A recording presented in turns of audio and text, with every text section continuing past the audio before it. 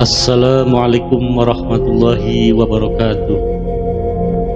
Baiklah, sobat-sobat yang berbahagia, semoga sobat-sobat semua selalu dalam naungan taufik, hidayah, ridho, dan inayah Allah Subhanahu wa Ta'ala, serta diberikan limpahan rizki, sehat, walafiat. Salawat serta salam tak henti-hentinya kita haturkan kepada junjungan alam, Nabi Agung termulia, Nabi yang paling sempurna dan paripurna, Habibana Muhammad Sallallahu Alaihi Wasallam. Semoga kita semua mendapatkan syafaatnya di dunia hingga yaumil akhirat. Sobat-sobat yang berbahagia, selanjutnya pada kesempatan kali ini saya akan menceritakan tentang kisah perjalanan sosok waliullah dari kalangan tabi'in, yaitu Syekh Hasan Al-Basri radhiyallahu anhu. Sobat-sobat yang berbahagia, beliau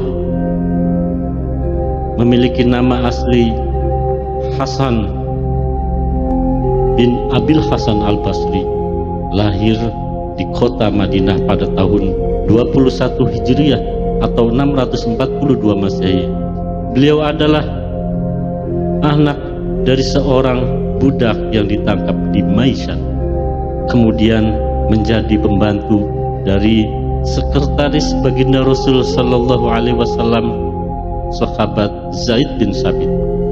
Karena dibesarkan di Basrah, beliau biasa bertemu dengan banyak sahabat Nabi, antara lain seperti yang dikatakan orang dengan 70 sahabat yang ikut dalam perang Badar. Syekh Hasan Al-Basri tumbuh menjadi seorang tokoh di antara tokoh yang paling terkemuka pada zamannya.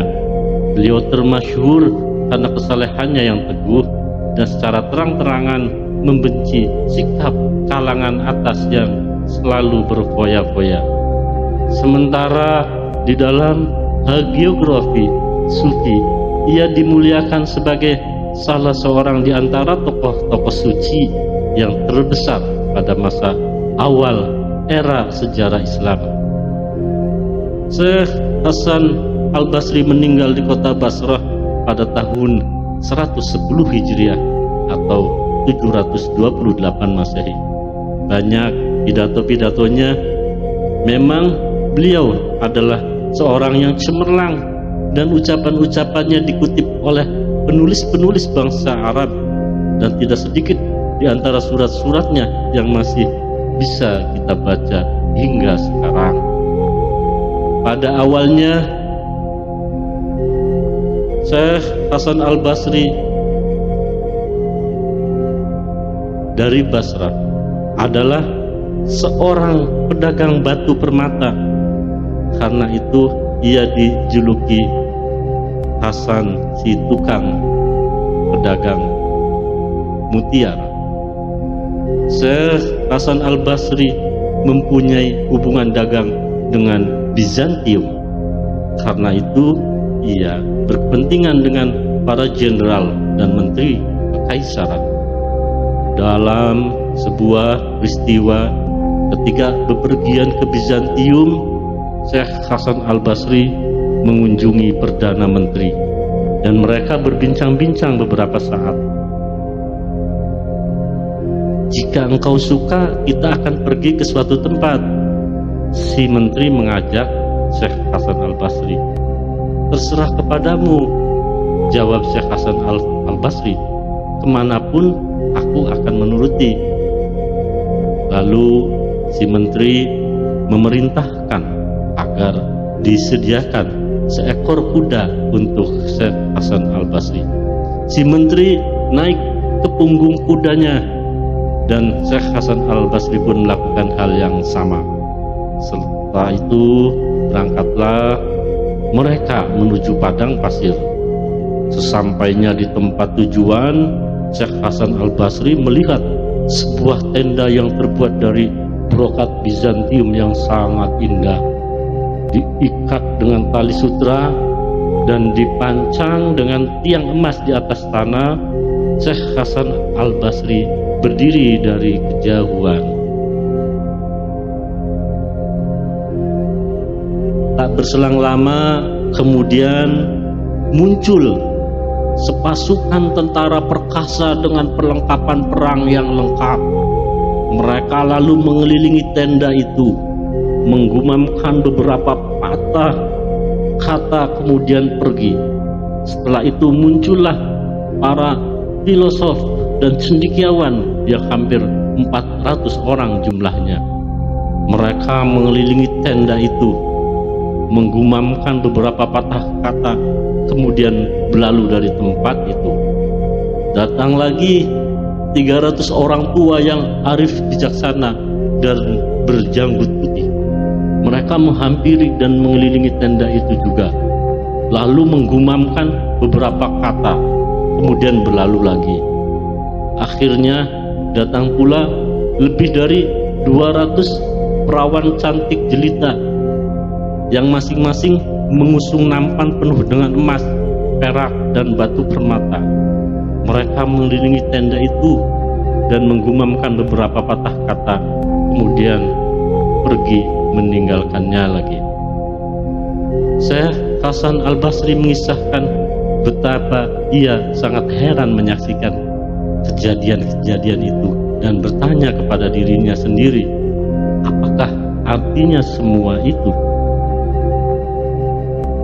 Ketika kami meninggalkan tempat itu, Syekh Hasan Al-Basri meneruskan kisahnya, aku bertanya kepada si Perdana Menteri, lalu beliau menjawab bahwa dahulu Kaisar mempunyai seorang putra yang tampan, menguasai berbagai cabang ilmu pengetahuan dan tak terkalahkan di dalam arena kegagah perkasaannya.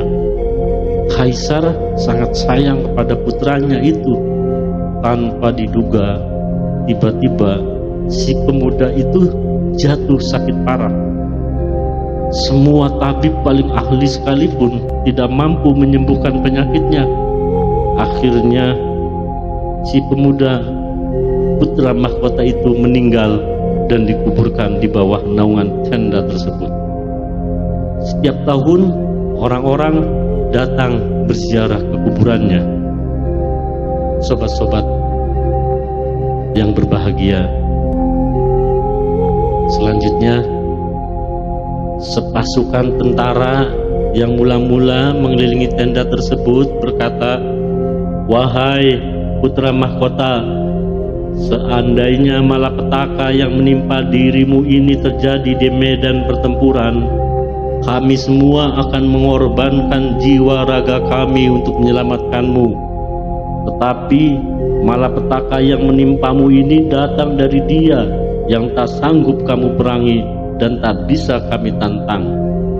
Setelah berucap seperti itu, mereka pun berlalu dari tempat itu. Kemudian giliran para filosof dan cendekiawan. Mereka berkata, malapetaka yang menimpa dirimu ini datang dari Dia yang tidak bisa kami lawan dengan ilmu pengetahuan, filsafat, dan tipu muslihat. Karena semua filosof di atas bumi ini tidak berdaya menghadapinya, dan semua cendekiawan hanya orang-orang bodoh di hadapannya. Jika tidak demikian halnya, kami telah berusaha dengan mengajukan dalih-dalih yang tak bisa dibantah oleh siapapun di alam semesta ini. Setelah berucap demikian, para filosof dan cendekiawan itu pergi dari tempat tersebut. Selanjutnya, orang-orang tua yang mulia tampil seraya berkata, wahai putra mahkota, seandainya malapetaka yang menimpa dirimu ini bisa dicegah oleh campur tangan orang-orang tua, niscaya kami telah mencegahnya dengan doa-doa kami yang rendah hati ini. Dan pastilah kami tidak akan meninggalkan engkau seorang diri di tempat ini. Tetapi malapetaka yang ditimpakan kepadamu datang dari Dia yang sedikit pun tak bisa dicegah oleh campur tangan manusia-manusia yang lemah. Setelah kata-kata itu mereka ucapkan, mereka pun berlalu lagi. Kemudian gadis-gadis cantik yang jelita dengan nampan-nampan yang berisi emas dan batu permata datang menghampiri, mengelilingi tenda itu dan berkata, "Wahai putra Kaisar, seandainya malapetaka yang menimpa dirimu ini bisa ditebus dengan kekayaan dan kecantikan, niscaya kami merelakan diri dan harta kekayaan kami yang banyak ini untuk menebusmu, dan tidak kami tinggalkan engkau di tempat ini. Namun malapetaka ini ditimpakan oleh Dia yang tak bisa dipengaruhi oleh harta kekayaan dan kecantikan." Setelah kata-kata itu mereka ucapkan, mereka pun meninggalkan tempat itu.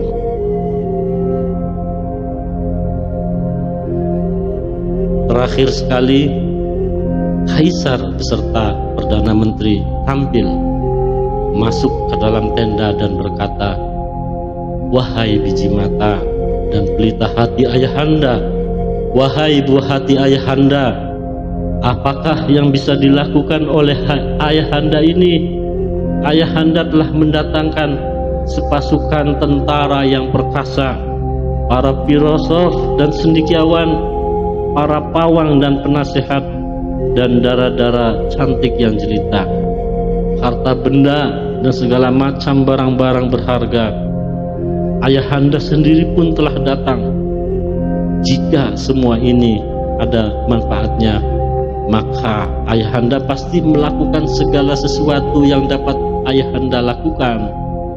Tetapi malapetaka ini telah ditimpakan kepadamu oleh Dia yang tidak bisa dilawan oleh ayahanda beserta segala aparat, pasukan pengawal, harta benda dan barang-barang berharga ini. Semoga engkau mendapat kesejahteraan, selamat tinggal sampai tahun yang akan datang." Kata-kata ini diucapkan oleh sang kaisar, kemudian dia berlalu dari tempat itu. Cerita si menteri ini sangat menggugah hati Syekh Hasan Al-Basri. Beliau tidak bisa melawan dorongan hatinya. Dengan segera beliau bersiap-siap untuk kembali ke negerinya. Sesampainya di kota Basrah, ia bersumpah tidak akan tertawa lagi di atas dunia ini sebelum mengetahui dengan pasti bagaimana nasib yang akan dihadapinya nanti.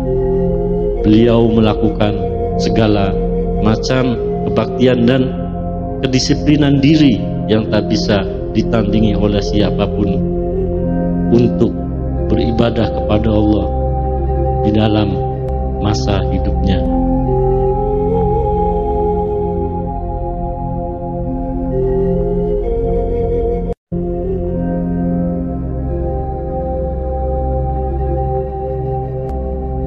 Selanjutnya, sobat-sobat yang berbahagia, pada suatu hari ketika Abu Amr, seorang ahli tafsir terkemuka, sedang mengajarkan Al-Quran, tiba-tiba datanglah seorang pemuda yang tampan ikut mendengarkan pembahasannya. Abu Amr terpesona memandang sang pemuda, dan secara mendadak lupalah beliau akan setiap kata-kata dan huruf dalam Al-Quran. Beliau sangat menyesal dan gelisah karena perbuatannya itu. Dalam keadaan seperti ini, pergilah beliau mengunjungi Syekh Hasan Al-Basri untuk mengadukan kegalauan hatinya itu. "Guru," kata Abu Amr bercerita sambil menangis dengan sedih, "begitulah kejadiannya. Setiap kata dan huruf-huruf dalam Al-Quran telah hilang dari ingatanku." Syekh Hasan Al-Basri begitu terharu mendengar keadaan Abu Amr padanya. Pergilah ke tanah suci dan tunaikan ibadah haji. Sesudah itu pergilah ke Masjid Ghaib. Di sana engkau akan bertemu dengan seorang tua. Jangan engkau langsung menyapa, tetapi tunggulah sampai keasikannya beribadah selesai. Setelah itu barulah engkau mohonkan agar ia mau berdoa untukmu. Abu Amr menuruti nasihat Syekh Hasan Al-Basri. Di pojok ruangan Masjid Ghaib, Abu Amr melihat seorang tua yang pantas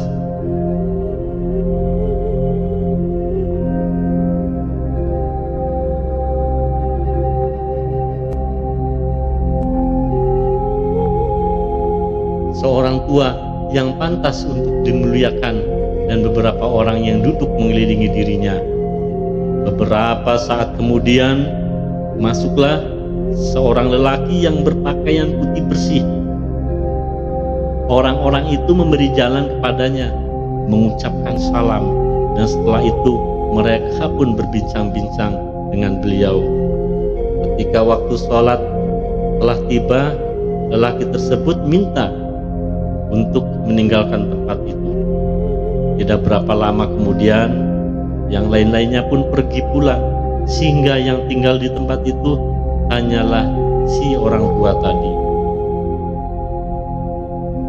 Abu Amr menghampirinya dan mengucapkan salam. Dengan nama Allah, tolonglah diriku ini. Abu Amr berkata sambil menangis. Kemudian menerangkan duka cita yang menimpa dirinya. Orang tua tersebut sangat prihatin mendengarkan penuturan Abu Amr tersebut.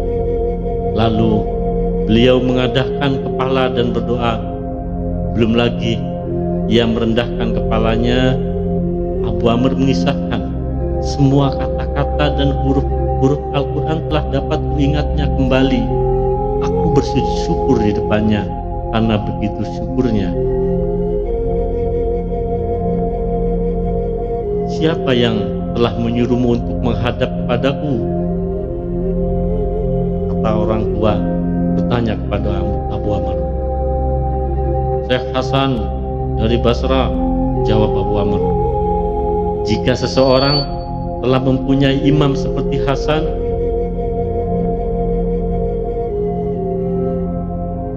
mengapa ia memerlukan imam yang lain? Tapi baiklah, Syekh Hasan Al-Basri telah menunjukkan siapa diriku ini, dan kini akan kutunjukkan siapakah dia sebenarnya.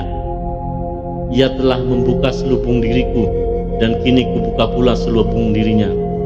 Kemudian orang tua itu meneruskan, lelaki yang berjubah putih tadi yang datang ke sini setelah waktu sholat asar dan yang terlebih dahulu meninggalkan tempat ini serta dihormati orang-orang lain tadi ialah Syekh Hasan Al-Basri. Setiap hari setelah melakukan sholat asar di Basra, ia berkunjung ke sini, berbincang-bincang bersamaku, dan kembali lagi ke Basra untuk sholat maghrib di sana. Jika seseorang telah mempunyai imam seperti Syekh Hasan Al-Basri, mengapa ia masih merasa perlu memohonkan doa dari diriku ini? Orang tua tadi berkata. Sobat-sobat yang berbahagia, selanjutnya tentang kisah Syekh Hasan Al-Basri dan penyembah api. Syekh Hasan Al-Basri mempunyai tetangga yang bernama Simeon, seorang penyembah api. Suatu hari Simeon jatuh sakit dan ajalnya hampir tiba. Sahabat-sahabat meminta agar Syekh Hasan Al-Basri sudi mengunjunginya. Akhirnya Syekh Hasan Al-Basri pun pergi menjenguk Simeon yang terbaring di atas tempat tidur dan badannya telah kelam karena api dan asap. Takutlah kepada Allah Subhanahu wa ta'ala, kata Syekh Hasan Al-Basri menasihati, engkau telah menyanyiakan seluruh usiamu di tengah-tengah api dan asap.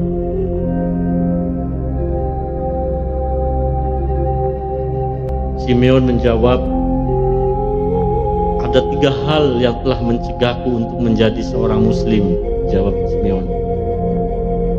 Yang pertama adalah kenyataan bahwa walaupun kalian membenci keduniawian, tapi siang dan malam kalian mengejar harta kekayaan. Yang kedua, kata Simeon, kalian mengatakan bahwa mati adalah suatu kenyataan yang harus dihadapi, namun kalian tidak bersiap-siap untuk menghadapinya. Yang ketiga, kalian mengatakan bahwa wajah Allah Subhanahu wa ta'ala akan terlihat, namun hingga saat ini kalian melakukan segala sesuatu yang tidak diridhoi Allah Subhanahu wa ta'ala. Inilah ucapan dari manusia-manusia yang sungguh-sungguh mengetahui, jawab Syekh Hasan Al-Basri. Jika orang-orang muslim berbuat seperti yang engkau katakan, apa pulakah yang hendak engkau katakan? Mereka mengakui keesaan Allah, sedang engkau menyembah api selama 70 tahun, dan aku tak pernah berbuat seperti itu. Jika kita sama-sama terseret ke dalam neraka, api neraka akan membakar dirimu dan diriku. Tetapi jika diizinkan Allah, api tidak akan berani menghanguskan selai rambut pun pada tubuhku. Hal ini adalah karena api diciptakan Allah dan segala ciptaannya tunduk kepada perintahnya. Walaupun engkau menyembah api selama 70 tahun, marilah kita bersama-sama menaruh tangan kita ke dalam api, agar engkau dapat menyaksikan sendiri betapa api itu sesungguhnya tak berdaya, dan betapa Allah Subhanahu wa ta'ala itu maha kuasa. Setelah berkata demikian, Syekh Hasan Al-Basri memasukkan tangannya ke dalam api. Namun sedikit pun ia tidak cedera atau terbakar. Menyaksikan hal ini, Simeon terheran-heran. Fajar pengetahuan terlihat olehnya. Selama 70 tahun aku telah menyembah api, mengeluh Simeon. Kini hanya dengan 1 atau 2 hembusan napas saja yang tersisa. Apakah yang harus kulakukan? Jadilah seorang muslim, jawab Syekh Hasan Al-Basri. Jika engkau memberiku sebuah jaminan tertulis bahwa Allah tidak akan menghukum diriku, kata Simeon, barulah aku menjadi muslim. Tanpa jaminan itu aku tidak sudi memeluk agama Islam, kata Simeon. Syekh Hasan Al-Basri segera membuat surat jaminan. Kini susulah orang-orang yang jujur di kota Basrah untuk memberikan kesaksian mereka di atas surat jaminan tersebut. Simeon mencucurkan air matanya dan menyatakan dirinya sebagai seorang muslim. Kepada Syekh Hasan Al-Basri, ia sampaikan wasiatnya yang terakhir.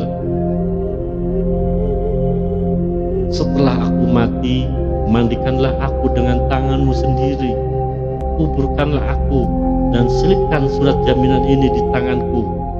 Surat ini akan menjadi bukti bahwa aku adalah seorang muslim, kata Simeon sebelum meninggal dunia. Setelah wasiat demikian, ia mengucapkan 2 kalimat syahadat dan menghembuskan nafasnya yang terakhir. Mereka memandikan jenazah Simeon, mensolatkannya dan menguburkannya dengan sebuah surat jaminan di tangannya. Malam harinya, Syekh Hasan Al-Basri pergi tidur sambil merenungi apa yang telah dilakukannya itu. Bagaimana aku bisa menolong seseorang yang sedang tenggelam, sedang aku sendiri dalam keadaan yang serupa? Aku sendiri tidak bisa menentukan nasibku, tetapi mengapa aku berani memastikan apa yang akan dilakukan oleh Allah Subhanahu wa ta'ala? Dengan pikiran-pikiran seperti ini, Syekh Hasan Al-Basri terlena. Ia bermimpi bertemu dengan Simeon. Wajah Simeon cerah dan bercahaya seperti sebuah pelita. Di kepalanya memakai sebuah mahkota. Beliau mengenakan sebuah jubah yang indah dan sedang berjalan-jalan di taman surga. "Bagaimana keadaanmu, Simeon?" tanya Hasan Al-Basri kepadanya. "Mengapa engkau bertanya padahal engkau menyaksikan sendiri?" jawab Simeon. "Allah Subhanahu wa Ta'ala yang Maha Besar dengan segala kemurahannya telah mendekatkan diriku kepadanya dan telah memperlihatkan wajahnya kepadaku. Karunia yang dilimpahkannya kepadaku melebihi segala kata-kata. Engkau telah memberiku sebuah surat jaminan. Terimalah kembali surat jaminan ini karena aku tidak membutuhkannya lagi." Ketika Syekh Hasan Al-Basri terbangun, ia mendapatkan surat jaminan itu telah berada di tangannya. "Ya Allah," Hasan berseru, "aku menyadari bahwa segala sesuatu yang kau lakukan adalah tanpa sebab kecuali karena kemurahanmu semata. Engkau telah mengizinkan seseorang yang telah menyembah api 70 tahun lamanya untuk menghampirimu semata-mata karena sebuah ucapan. Betapa engkau akan menolak seseorang yang telah beriman selama 70 tahun.